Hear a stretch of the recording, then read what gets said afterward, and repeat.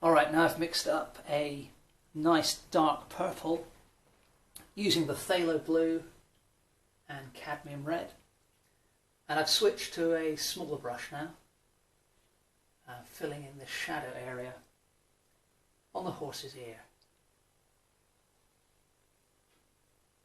And one of the things to look for when you're painting dark regions is variation in how dark that region is.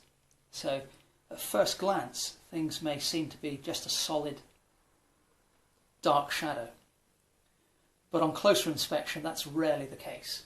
So I've just added a little bit of titanium white here, and the shadow on this left ear is somewhat lighter than the one on the right ear, except at the tip where it's a little bit darker. And you know, these subtleties, these variations in tone won't always be immediately apparent, but they will add character and dimension to the finished painting. So we've got a really nice shadow area along the underside of the jaw here. And as I'm getting more and more detailed here, I'm trying to make my marks more precise. Much like painting people, when you come to animal faces, if your marks are out by just less than a millimetre often, it can change the character and expression of the person or the animal.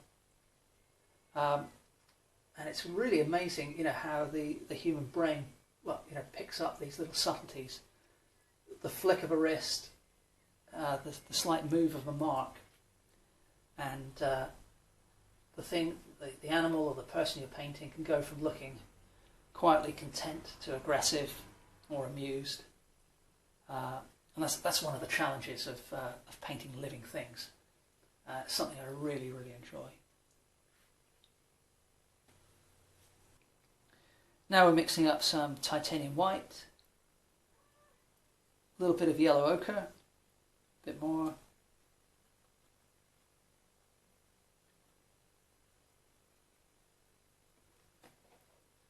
and let's apply some of that along the top edge of the horse's head here where the light's catching it. And remember, with these interactive acrylics, anything I've put down on this entire painting at this stage, I can reactivate the paint by using the water bottle spray. Maybe if I let it dry for 2 or 3 days, then it's done. You can't just reactivate the paint with water.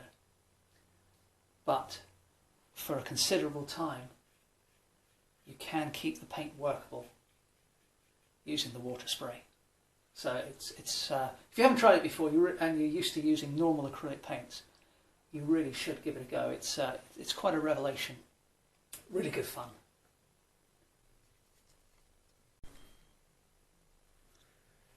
Now I've got a wet brush and my large frayed decorating brush, and I've got a little bit of the phthalo blue with a touch of titanium white, but it's really quite runny, and I'm going to use this now to apply highlights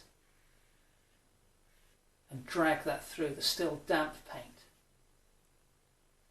in the shadow area that I put down here just a moment ago. And that's a really nice, fun way of creating the impression of hair. So if you're painting hair, a good way to approach it is to model the hair as a mass. If you're familiar with Lego, think about the little Lego people. If you were painting somebody's hair on their head, the way I think of it is I first imagine they're a Lego person and they've got a plastic Lego hairdo.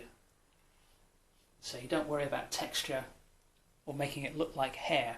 You simply model it as a 3D mass. And then having done that, at the end you can add some texture, add in some highlights, some fine lines to help indicate that it actually is, to add to the illusion that it is hair.